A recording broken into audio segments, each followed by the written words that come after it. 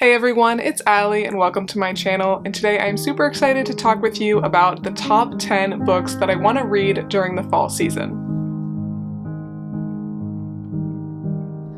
Alright, so I have really enjoyed, I feel like over the past year, picking out like my top 10 books for the season. And I especially like that since I got this additional bookshelf in my office, I can kind of pull books from my main TBR and put them on this shelf according to the season. So I did spend some time filling up these bottom two shelves of a lot of thrillers and just kind of like dark academia vibes books that I want to read from now until like December. But this shelf here has the top 10 books that I want to read during the season, and I like that I was able to pull them out and separate them so I don't forget what I really want to read. I really enjoy reading all genres, but I do very much enjoy thrillers. I feel like thrillers for me are what romances are for other people. Usually pretty quick reads, not very difficult to understand, and they are just always there to get me out of a reading rut. So even though I do read thrillers all year long, I am so excited to be reading a ton during this season, but I definitely do have a lot of other genres represented as well. So without further ado, let's go ahead and get into it. So the first book we have actually is just the first book in a series that I really want to get to this season, and that is Truly Devious by Maureen Johnson. And this just sounds so good. It says Ellingham Academy is a famous private school in Vermont, so the vibes are there. Fall, Vermont. I love the academy setting, the school setting, especially during the fall season. When Ellingham's wife and daughter were kidnapped, the only clue was a mocking riddle listing methods of murder signed with the frightening pseudonym Truly Devious. Their disappearance became one of the great unsolved crimes in history. Many years later, Stevie Bell is set to begin her first year at the academy, and she is going to dive into this cold case. So this actually sounds super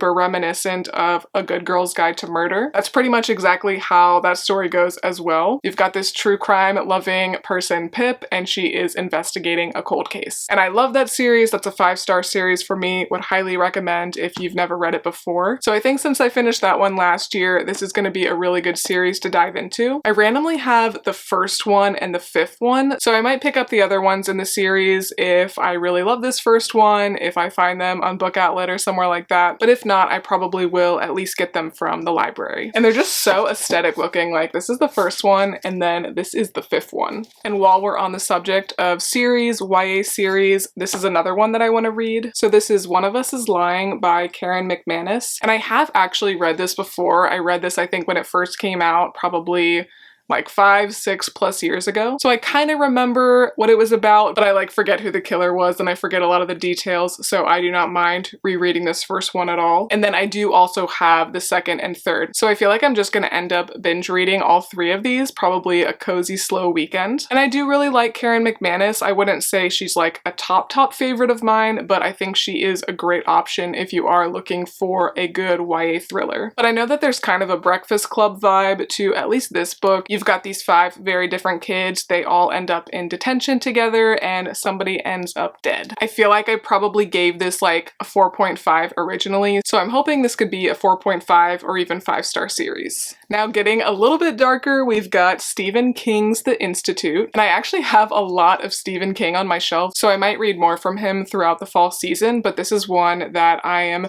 very drawn to. I think sounds really interesting. It says, in the middle of the night, intruders silently murder young Luke Ellis's parents and steal him away from his suburban Minneapolis home, an operation that takes less than 2 minutes. Luke wakes up in a faraway room that looks just like his own, except there's no window, and outside his door are several other doors behind which are several other kids with very special abilities and who arrived at wherever here is the same way Luke did. And it sounds like people are disappearing one by one, and Luke is becoming desperate to somehow find a way to get out. I read Fairy Tale last fall, and I really like Stephen King's writing style. That was the first book that I ever actually did read from him. I was afraid that he would be like a little bit too horror for me, and I think some books are gonna be too much for me, but Fairy Tale and like this one, and I think the Gunslinger series are not quite as intense. And then I don't think I'm gonna read this whole collection, but I do want to read at least Slaughterhouse-Five by Kurt Vonnegut. My sister actually picked up this really nice collection from a library book sale a couple months ago, and she's currently out of the country for the next 9 months. She's in Belize. So she asked me to hold on to this for her, and she definitely encouraged me to read some of Kurt Vonnegut's writing. And Slaughterhouse-Five, of course, is a classic, and I am trying to read more classics, so I'm at least going to read that one from this collection. But it looks like there are 3 other novels in this collection, and then there are some short stories. Look how cute he is, though. I honestly have no idea what Slaughterhouse-Five is about, and I kind of do want to go into it blind. That's how I do like to go into a lot of classics. But let me know if you've read it before, and do let me know what your favorite classic is, especially if it's one that a lot of people haven't read. Now we've got a really, really thick one that might take me like 3 months to get through, but I'm so excited to get into this. I was on the lookout for this discounted for quite a while, and I ended up finding it at just like a local used bookshop. And this is Jonathan Strange and Mr. Norrell by Susanna Clarke. She's the one who wrote Piranesi. She hasn't written a lot, maybe only like 2 or 3 books, but I really, really love Piranesi. I like the writing style, and this is one that just has been on my radar for a while that I was intimidated by, of course, because of the size, but I feel like it's just going to end up being one of my favorite books. And it looks like it is right around 1,000 pages, just a few pages over 1,000. So sounds like Mr. Norrell, he lives in England, so I really like that setting. He has some magical powers and he becomes a celebrity overnight, but he's challenged by another magician, Jonathan Strange. It says that the two join forces in the war against France, but Strange is increasingly drawn to the wildest, most perilous forms of magic. So we'll see how this goes. I don't always love like war books, but since there is going to be a lot of fantastical elements to it, of course, hopefully I do end up loving this, and let me know if you want to tackle this season with me or if you have read it before. Yeah, and there also is now a show, so I'm very eager to get through this so I can watch the show. Another one that was, I think, made into a movie actually is Hillbilly Elegy by J.D. Vance. Just like with the classics, I am trying to read a bit more nonfiction, and this is a memoir originally owned by Graham. So this is following a poor family, a poor Appalachian family, and I think it'll just be really interesting. I don't think a lot of Americans give enough attention to the poverty that is in Appalachia in the United States, and I have tried to educate myself on that as much as I can, but I think this is going to be a really interesting story, and I think it's definitely going to make me think, probably gonna make me cry, but unlike the last one, this is pretty short, so I probably will end up reading a bit more nonfiction during the fall season. And next, not surprising to anybody who's been watching my book reviews and TBRs, I do have Robert Galbraith's Lethal White. I started reading the Cormoran Strike series a few months ago, and I've just been reading like 1 book a month. I'm trying to read series a bit faster because I feel like I've ruined some series for myself a little bit, because I'll read 1 book and then I let too much time pass and then I don't really feel like reading the next one because I kind of forget what happened in the one before. So some series, like the first 2 that I talked about, I might just end up binge reading the entire series since they are quick reads. These ones are a bit thicker, although they do read pretty quickly, I would say, but I've been really liking reading one of these a month. There are 7 out now, which I think actually takes me through December. So this is the 4th one, but I definitely will be reading the 5th and 6th in October and November. And yeah, if you're not familiar with the series, it basically is just a typical detective series where each book is covering a new case. The main character, Cormoran Strike, I think he's supposed to be like in his mid to late 30s, and he's kind of just like the typical grumpy ex-military guy, and he's got this like bright, bubbly young assistant, and I've really liked the development of the characters throughout the books, and I feel like they just kind of keep getting better and better, so I'm really excited to get through this one and just the rest of the series in general.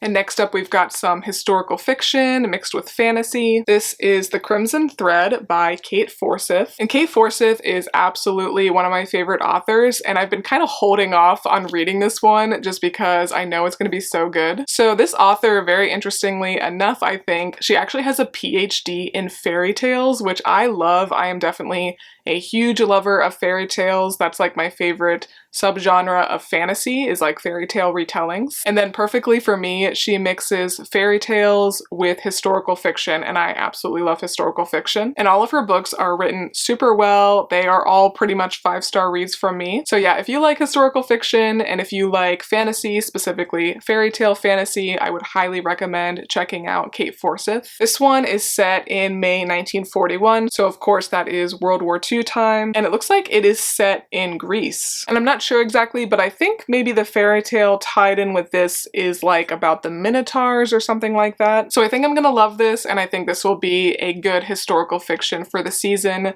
Very much a fall looking cover. Now we've got one that has been on my shelf for a while, but I've been waiting to read it until probably November. So yeah, we've got Babel, an Arcane History, which I feel like people either love or hate. And I think if I like actually spend time with this and make sure I'm really focused on it, I'm reading it at the right time, I feel like this is one that I will really like. It says it is a historical fantasy epic that grapples with student revolutions, colonial resistance, and the use of language and translation as the dominating tool of the British Empire. So it does honestly sound to me like it could be a little bit dry. Like, I don't know if I would have picked this up if I hadn't heard so many positive things about it. So let me know what you think about this. Are you team Babel or not? And then the last book that is really on my radar for the fall season is Hamnet by Maggie O'Farrell. I'm so excited for this one. It's set in England 1580. It says the Black Death creeps across the land, an ever-present threat, infecting the healthy, the sick, the old, and the young alike. The end of days is near, but life always goes on. So we're following a young Latin tutor who falls in love with an eccentric young woman. So they end up getting married, and it says the book is a luminous portrait of a marriage and a tender and unforgettable reimagining of a boy whose life has been all but forgotten and whose name was given to one of the most celebrated plays of all time. So it sounds like this one could be pretty emotional, but I've heard such good things about it, and I do really like books set during that time, like the 1500s, but I feel like I've read very little that actually is set during that time. But alright everybody, those are my top 10 books that I am looking forward to this fall season, but I've got a lot more that are right behind them. So definitely make sure to look out for my monthly book reviews and TBRs, because I will be talking about all of these books and more in greater depth. But do let me know what you are going to be reading this fall, and have you read any of the ones that I did pick out. But if you like this video, please make sure to give me a big thumbs up and subscribe. It really does help my channel out a lot. Thanks again for watching, and I will see you next time. Bye!